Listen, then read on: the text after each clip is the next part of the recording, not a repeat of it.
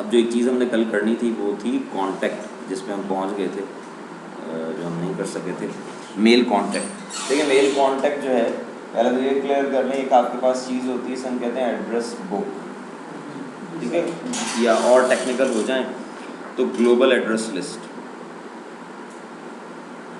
Global address list, अब मैं आपको वेब एक्सेस में हसन यार वो तो लेके आओ यार ऑफिस की 2010 का कोई कल लेके आना ऑफिस 2020। मुझे तो आउटलुक चाहिए, है अभी तो अभी दे दें, है तो अभी दे दें, अभी कर लेते हैं। यहाँ से मैं करता हूँ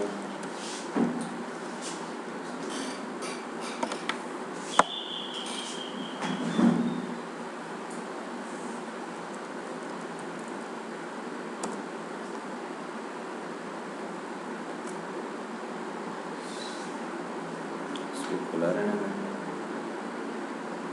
या करवा लें एडमिनिस्ट्रेटर को ही करवा।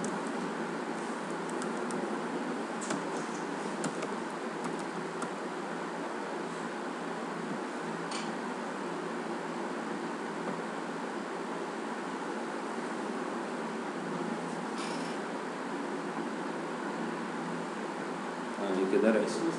डेटा का फोल्डर, डेटा इसमें क्लाइंट सेटअप का फोल्डर होगा। क्लाइंट सेटअप का तो कोई फोल्डर नहीं है। ड्राइवर ऑप्टिकस 790 ये इसके अंदर, इसमें ऑफिस 10 PIDB। अच्छा नहीं ये नहीं हम कॉपी करते यार, मैं जो है ना वो ऑफिशियल सॉफ्टवेयर्स कभी कॉपी नहीं करता। तो आप जो है ना PIDB नहीं दूसरा ला के दें जी। ये जो आपको नज़र आ रही है ये हमारे पास, इसे हम कहते हैं ग्लोबल एड्रेस लिस्ट, ठीक है, ग्लोबल एड्रेस लिस्ट। और अगर आपको याद हो तो जब हम बिल्कुल स्टार्ट में एक्सचेंज की फाउंडेशन कर रहे थे तो ग्लोबल एड्रेस लिस्ट के रेफरेंस से मैंने आपको एक बात बताई थी, अब आपको याद नहीं होगी, लेकिन एक तो ग्लोबल एड्रेस लिस्ट होती है, एक गैल जिसे हम कहते हैं GAL, एक होती है offline global address list.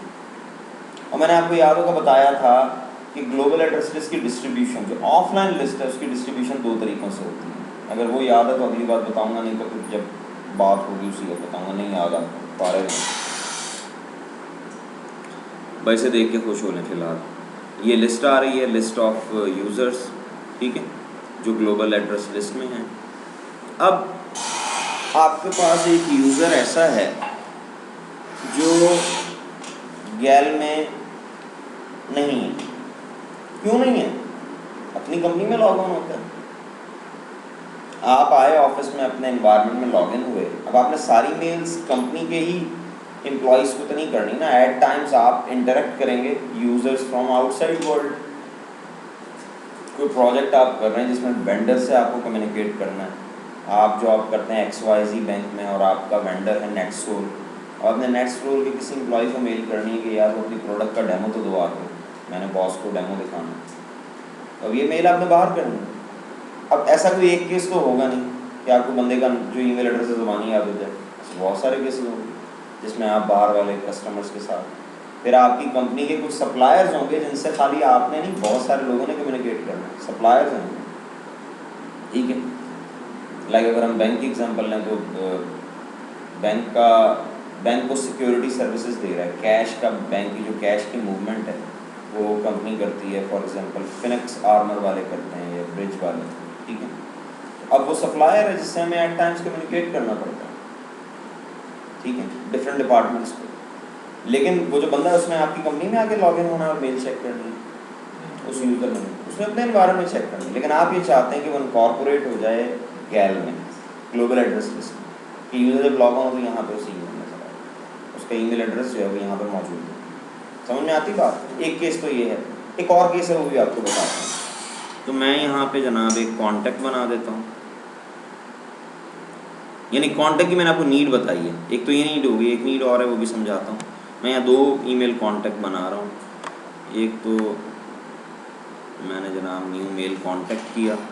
Sir mail contact को ब्रीफली अगर हम डिफाइन करें क्या? Mail contact are exchange objects exchange mail enabled objects, ठीक है, created to facilitate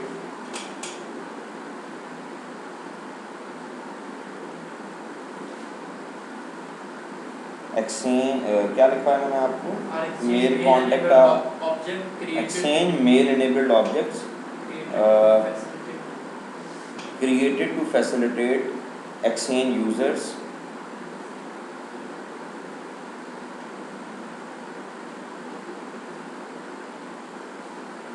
by publishing them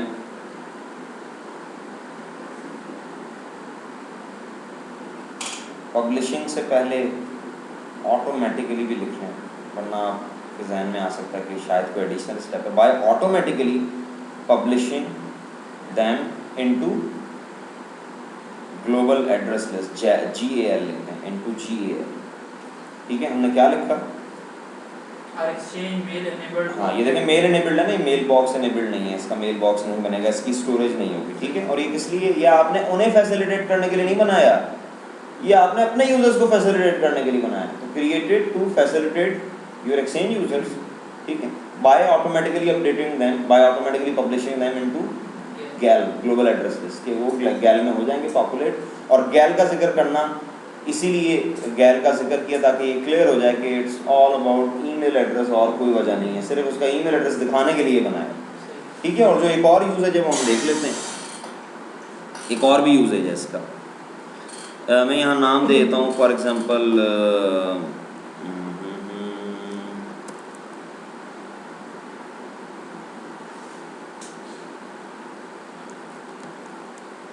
guard 1, ठीक है। अब इसका ईमेल एड्रेस जो है, ये मैंने गार्ड 1 लिख दिया, ये हमारा गार्ड है फॉर एग्जांपल, एलियस भी दे दिया इसका,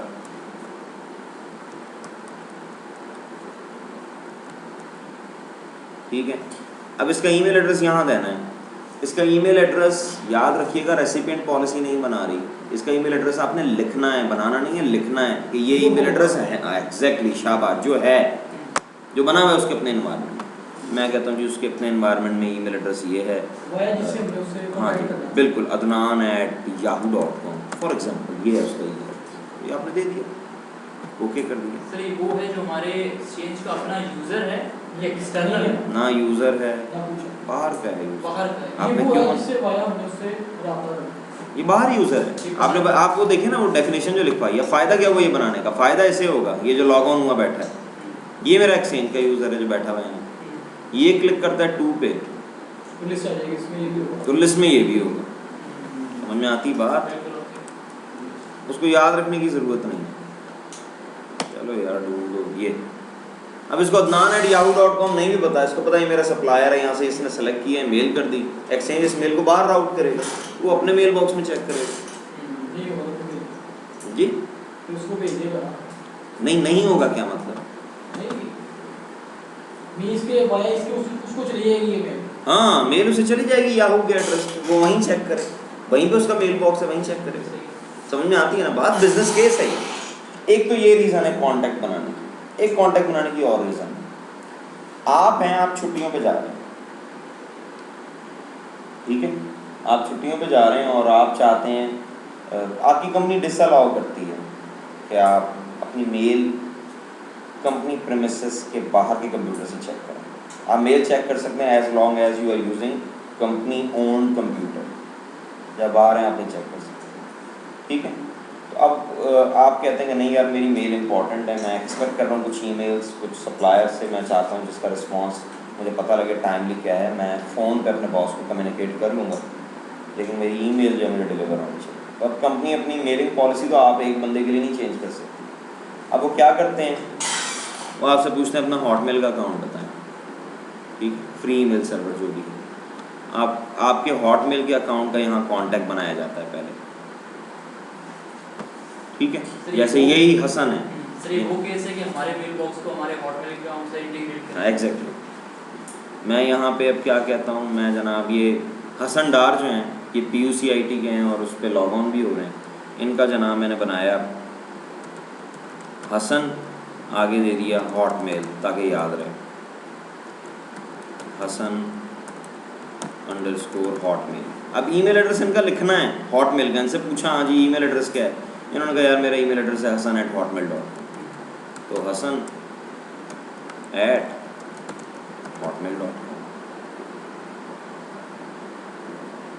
ये जनाब बन गया।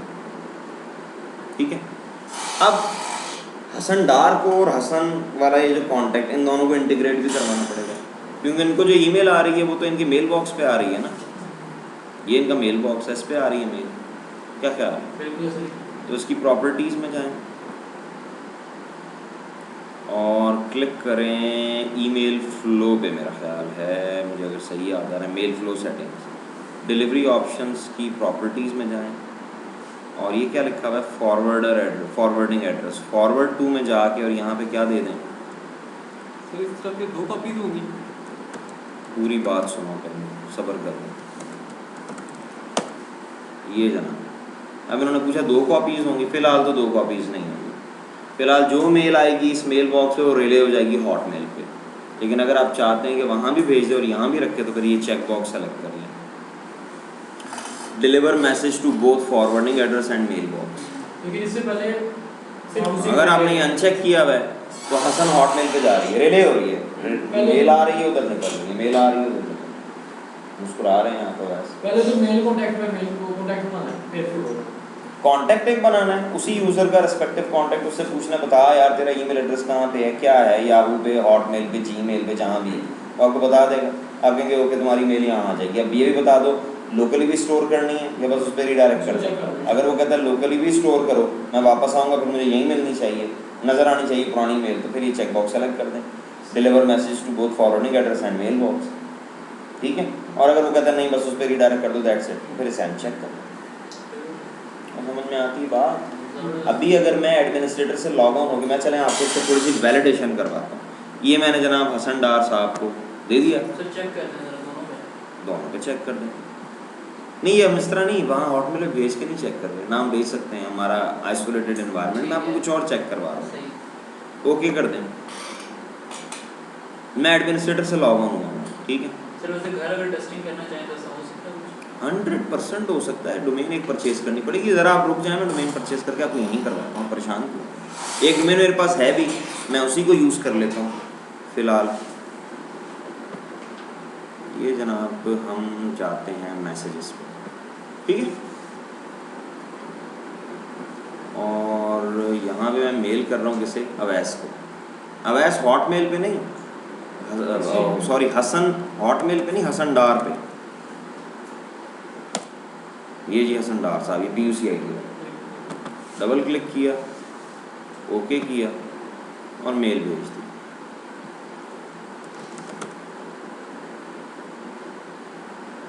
अब हुआ क्या होगा, ये मेल गई हसन को, वहाँ प्रॉपर्टीज़ में था हॉटमेल, तो एक मेल हॉटमेल में भी गई होगी। मेरा एक्सचेंज हॉटमेल के साथ इस वक्त कनेक्टेड नहीं है, तो इसका मतलब वो क्यू मेल में फंसी, क्यू में लगी हुई होगी।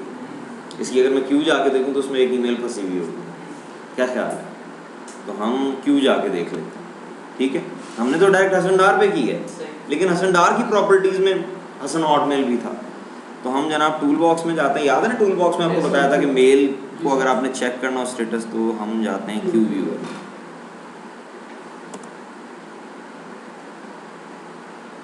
और इसके क्यू का हम स्टेटस चेक करते हैं।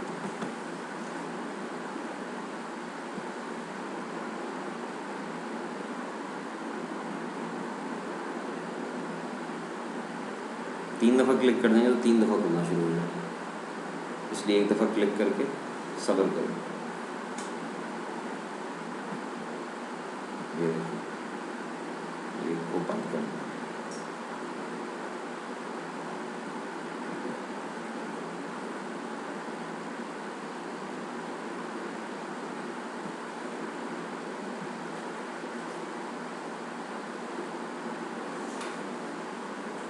all good things to those who wait.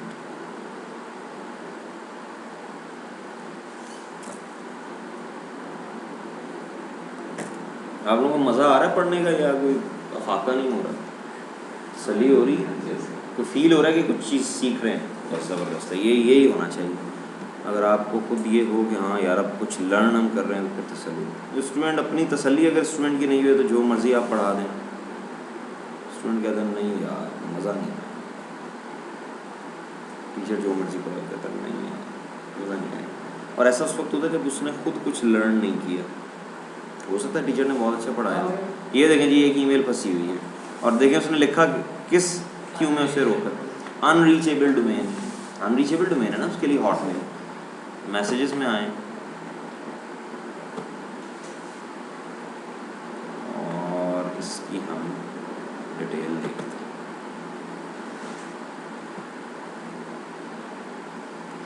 आपको याद है मैंने एक चीज़ आपको बताई होगी कि एक्सचेंज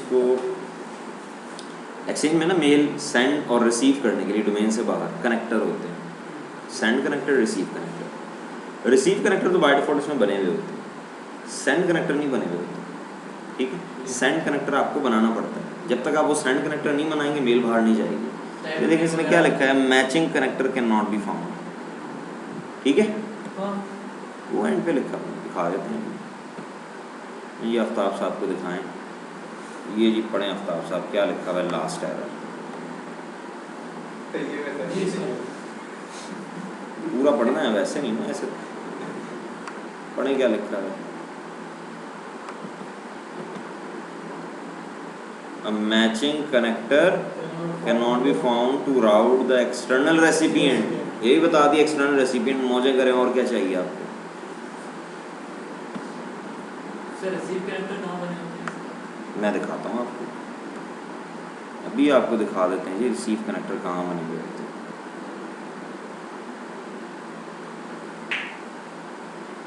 ठीक है जी, तसल्ली है। मैं आपको दिखाता हूँ, अगर आप ऑर्गेनाइजेशन हब ट्रांसपोर्ट में जाएं तो आपको सेंड कनेक्टर बनाने की जगह नज़र आएगी, ऑर्गेनाइजेशन हब ट्रांसपोर्ट। यहाँ पे क्या नज़र आएगा, यहाँ से सेंड कनेक्टर बनता है, ये क्लिक करें इस पर, देखें ये क्या लिखा है, कोई भी नहीं है बाय डिफॉल्ट, इसीलिए मेल नहीं गई। वो जो हॉटमेल वाली मेल है वो इसीलिए रुक गई है, तो सेंड कनेक्टर है ही नहीं है बाहर भेजना। और सर्वर कॉन्फ़िगरेशन हब ट्रांसपोर्ट में जाएं, यहाँ आपको रिसीव कनेक्टर नज़र आने चाहिए, नज़र आ रहे हैं, ये क्या लिखा हुआ है ऊपर देखें, ये बाय डिफॉल्ट बने हुए होते हैं, वो बनाने पड़ते हैं, ठीक है। बात समझ में आती है, दो काफ़ी हैं मेरा ख्याल, अभी आपको इसकी रूह नहीं पता इसलिए आप 2, 4, 6 के चक्कर में ना पड़ें। बस इतना याद रखें, सर्वर कॉन्फ़िगरेशन हब ट्रांसपोर्ट में रिसीव कनेक्टर व्यू होते हैं और ऑर्गेनाइजेशन हब ट्रांसपोर्ट में सेंड कनेक्टर बनते हैं, बस इससे ज़्यादा अभी नहीं, राउटिंग का इंतजार करें। ठीक है जी, ये क्लियर हो गया कि रेसिपिएंट क्या होता है। ठीक है जी, इसको क्लोज करें और ये देख लेना, इसमें और तो कोई चीज़ नहीं है जो आपको बताई जाए मूव रिक्वेस्ट में। इसमें फ़िलहाल वो हम मेंटेनेंस में देख लेंगे, कुछ चीज़ें हैं, बस क्लियर है ये। रेसिपिएंट की जो बातें थी वो मैंने आपको बता दी।